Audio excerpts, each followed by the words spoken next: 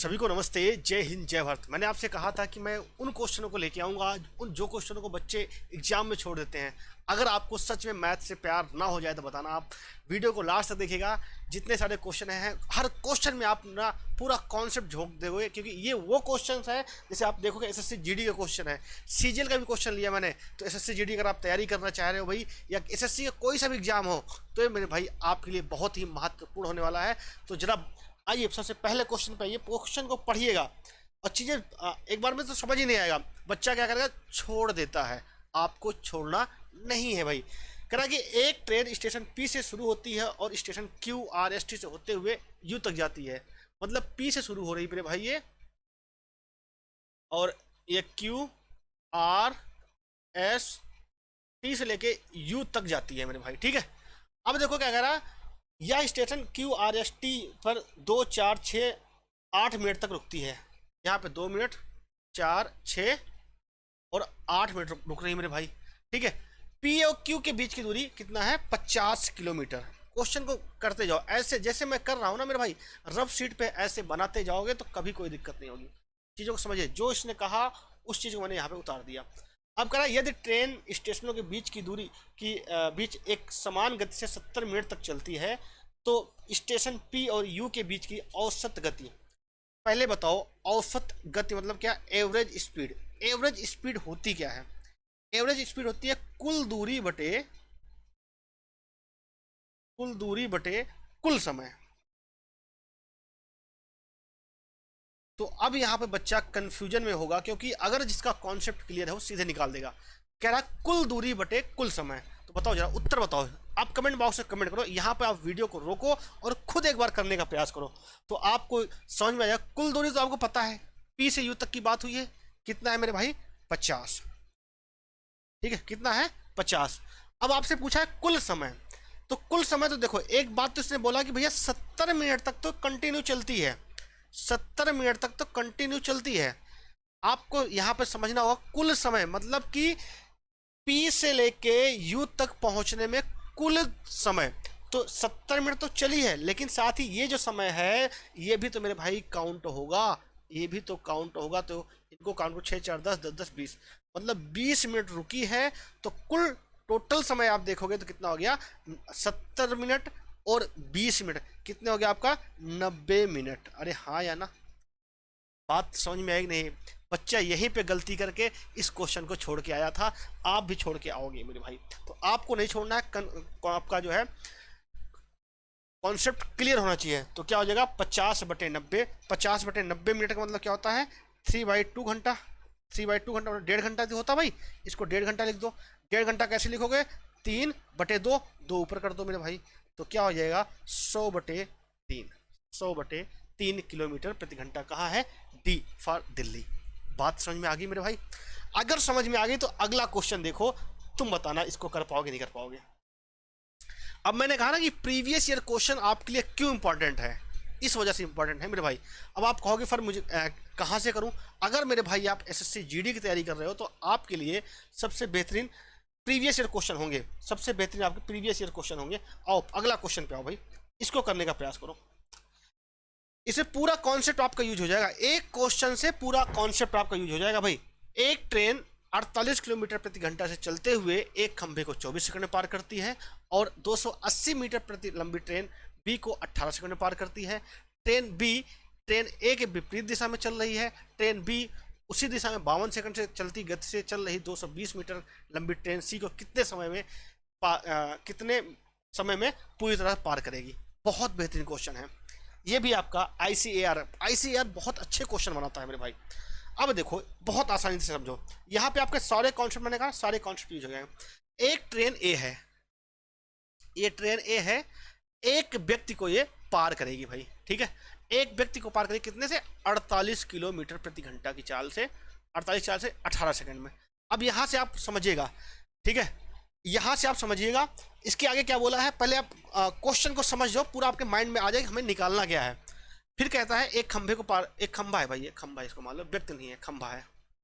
ठीक है, एक खंभा है, और 240 मीटर लंबी ट्रेन बी को 18 सेकंड में। अब देखो एक ट्रेन आपकी तो ये थी, ठीक है, ये 48 की स्पीड से, और ट्रेन बी को 48 सेकंड में पार करती है। ये ट्रेन बी है यहाँ पे, ठीक है। ट्रेन बी को 18 सेकंड में, ट्रेन बी आपकी ये रही, इसकी लंबाई कितनी है 280 मीटर, ठीक है। ट्रेन बी ट्रेन ए के विपरीत दिशा में चल रही है, विपरीत दिशा में ऐसे। अब यहाँ पे आपके सारे कॉन्सेप्ट यूज हो गए। विपरीत दिशा में चलती है तो क्या होती है, चालें जुड़ती हैं, घटती हैं, पूरा आपका ट्रेन वाला जो चैप्टर है पूरा खत्म हो जाएगा मेरे भाई, ठीक है।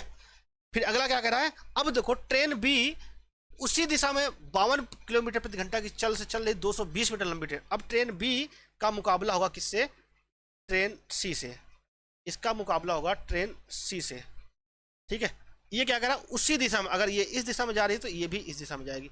इसकी लंबाई आपको पता है 280 है। अब देखो इसकी चाल पता है आपको कितना है, 52 है, ठीक मेरे भाई, 52 की स्पीड से जा रही है। अब कितने समय पार करेगी। अब यहाँ पे आपको अगर ट्रेन सी का, अगर आपको यहाँ पे ट्रेन बी की चलिए 220 मीटर, ये 220 मीटर है, ठीक है। अब यहाँ पे आपको इसकी भी लंबाई पता है, इसकी भी लंबाई पता है, इसकी भी चाल पता है। अगर इसकी चाल पता चल जाए, इसकी ट्रेन बी की चाल, तो आप निकाल लोगे। लेकिन ट्रेन बी की चाल कैसे पता चलेगी, यहाँ से पता चलेगी। अब यहाँ पे ट्रेन की बी की चाल कैसे पता चल सकती है, जब आपको ए की लंबाई पता हो। अब ए की लंबाई कहाँ से पता चलेगी, ट्रेन ए की लंबाई कहाँ से पता चलेगी, यहाँ से। मतलब तीनों कॉन्सेप्ट आपके यूज होते हैं, जो समझिएगा कॉन्सेप्ट है क्या पूरा पूरा। मैं आपको कॉन्सेप्ट बताता हूँ, फिर उसके बाद आप यहाँ पे देखो, अधिकतर आप लोग जानते भी हो, ठीक है। कॉन्सेप्ट ये है, जब कोई ट्रेन किसी व्यक्ति, किसी पेड़, किसी खंभे को पार करती है तो अपनी लंबाई को पार करती है। जब कोई ट्रेन किसी दूसरे पुल को, किसी दूसरे व्यक्ति को, प्लेटफॉर्म को पार करती है तो उसकी दूरी क्या होती है, दोनों की दूरी जुड़ जाती है। अगर कोई ट्रेन एक ही दिशा में आ रही है, मतलब विपरीत दिशा में चल रही, तो स्पीड क्या होती है, जुड़ जाती है। अगर एक ही दिशा में जा रही है तो स्पीड क्या होती है, घट जाती है। ये बात शायद आपको पता होगा। अगर पता है तो आ जाओ सीधे क्वेश्चन पे आ जाओ। अब यहाँ पे समझो, अब यहाँ पे क्या है, यहाँ पे व्यक्ति मेरे भाई 48 की स्पीड से ट्रेन चल रही है, तो हमें यहाँ से दूरी पता चल जाएगी। और दूरी कितनी चलेगी, जितनी ट्रेन की लंबाई होगी। 48 की चाल से कितने सेकंड में, 24 सेकंड में। अब ये 48 किलोमीटर प्रति घंटा है, हमको मीटर पर सेकंड बनाना है। छोटा लाना है तो छोटे से मल्टीप्लाई कर दो, मतलब 5/18 से। कई बार बच्चा कंफ्यूज होता है कि 18/5 या 5/18 मीटर पर सेकंड बना दो छोटे से, तो गुणे 24 कर दो भाई। दूरी वर्ग क्या होगा, ये आपकी चाल, दूरी वर्ग क्या होता है, चाल गुणे समय। अब कट्टम कुट्टा खेल दो, 6 त्रिक 18, 6 चौको 24, ठीक है। और ये क्या, 16 तिया 48, तो 5 चौक 20, 16 दूनी 32, मतलब कितना, 320 मीटर। तो ये ट्रेन ए की लंबाई कितनी आएगी आपको, 320 मीटर। यहां तक बात समझ में आ गई होगी आपको। तो ट्रेन ए की लंबाई आपको पता चल गई कितनी, 320 मीटर। अब यहां पे समझो यार, अब यहां पे समझो, अब हमें निकालना क्या है, अब हमें निकालना ट्रेन बी की चाल। अभी मैंने आपको बताया जब दो ट्रेनें एक ही दिशा में आती तो चालें जुड़ जाती हैं। तो इन्हें चाल निकालना है तो दूरी चल कितना रही है, 320, और चाल निकालना है तो चाल बराबर क्या होता है, दूरी बटे समय। तो दूरी कितनी, 320 और 280। जब दो ट्रेनें एक दूसरे को पार करती हैं तो उनकी लंबाई जुड़ जाती है। तो 320 प्लस 280 क्या हो जाएगा, 600। कितने समय में मेरे भाई, 18 सेकंड में। तो ये भी मीटर है, ये भी सेकंड, तो मीटर पर सेकंड में आएगी आपकी चाल यहाँ से। अब यहाँ पे जरा समझिएगा मेरे भाई, जरा गौर करिएगा बात को, जरा गौर करिएगा मेरे भाई बात को। ये मीटर पर सेकंड में, लेकिन हमें बात किस में करनी है, किलोमीटर प्रति घंटा में। तो हम क्या करेंगे यहाँ से, अब किलोमीटर में है तो बड़े से 18/5 से गुणा करेंगे। तो 18 से 18 गया, इसको कट्टम कुट्टा करो तो 12 पंचे 60, 120। अरे हाँ या ना। तो अब यहां से आपको बी की चाल कितनी आई, 120।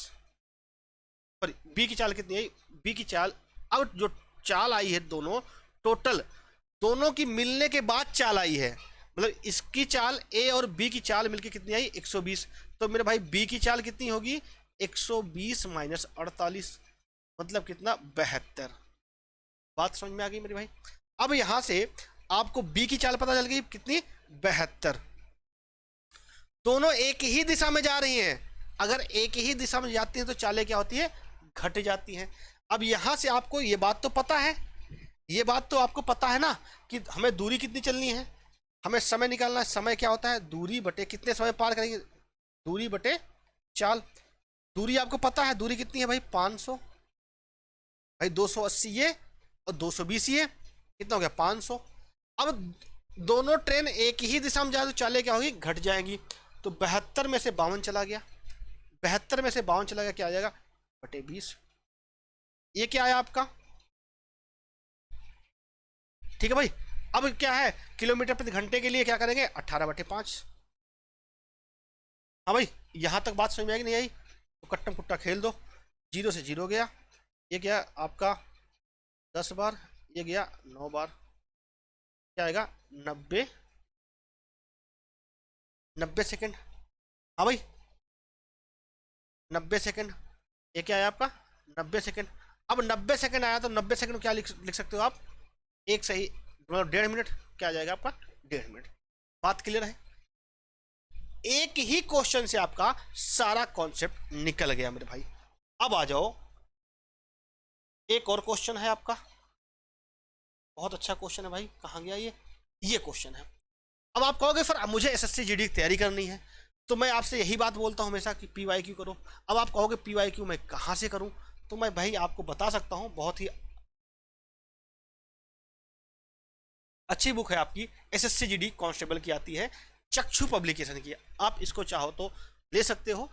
अब इसमें क्या है कॉम्बो है, प्रीवियस ईयर क्वेश्चन भी है, प्रैक्टिस सेट भी है और एरर फ्री है, आप इसको चाहो तो परचेज कर सकते हो। और इसमें सारे प्रीवियस ईयर क्वेश्चन को जिस हिसाब से मैं पढ़ाता हूँ उसी हिसाब से उन्होंने दे रखा है। अगर आप चाहो कि भैया कैसे कैसे कैसे जो है इन्होंने दे रखा है, सॉल्व कर रखा है, तो आपको मैं सोल्यूशन का दिखाता हूँ। ये इनकी बुक का है, इन्होंने क्या किया भाई सोल्यूशन इतना अच्छे दिए हैं, मतलब कि एरर फ्री सोल्यूशन, जिस हिसाब से एरर उस हिसाब से उन्होंने दे रखा है। तो इसका लिंक भी मैं डिस्क्रिप्शन बॉक्स में दे दूंगा।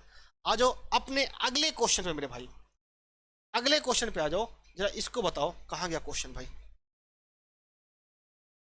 इस क्वेश्चन के करके बताओ। बेहतरीन क्वेश्चन है, एसएससी सीजीएल का क्वेश्चन है। y बराबर इतना then find the value of इतना। अब इस क्वेश्चन को हर बंदा छोड़ देता है, हर बंदा मतलब हर बंदा छोड़ देता है। अब क्वेश्चन को लिखो, क्या लिखा है y बराबर 1 प्लस √3 प्लस √4। √4 का मतलब क्या होता है 2, तो क्या मैं इसको ये लिख सकता हूं कि 2 और 1 कितना 3 प्लस √3, 3 प्लस √3 ये लिख सकता हूं। क्वेश्चन पढ़ो, इस क्वेश्चन गारंटी आप छोड़ दोगे। कह रहा y बराबर इतना है तो इसकी वैल्यू बताओ। अब इसको अगर आप सॉल्व करने चाहोगे तो बहुत समय लगेगा, मैं बहुत आपको आसान तरीका बताता हूं। अब देखो इसने जो है सारा उत्तर क्या है √3 पे ही आया है, मतलब और सारा टर्म जो है कट गया है, तो हमें किस पे फोकस करना है √3 पे। और यहाँ पे क्या है y4 है, y³ है, y² है, y है, मतलब हमें से सारे y पता है। तो अगर हम y² निकालें तो y² निकालो तो क्या होता है a² प्लस b², मतलब 9 और 3 कितना हो जाएगा 12 प्लस 2ab, मतलब 3 दूनी 6, 6√3। अरे हाँ या ना, यहां तक बात समझ में आ गई।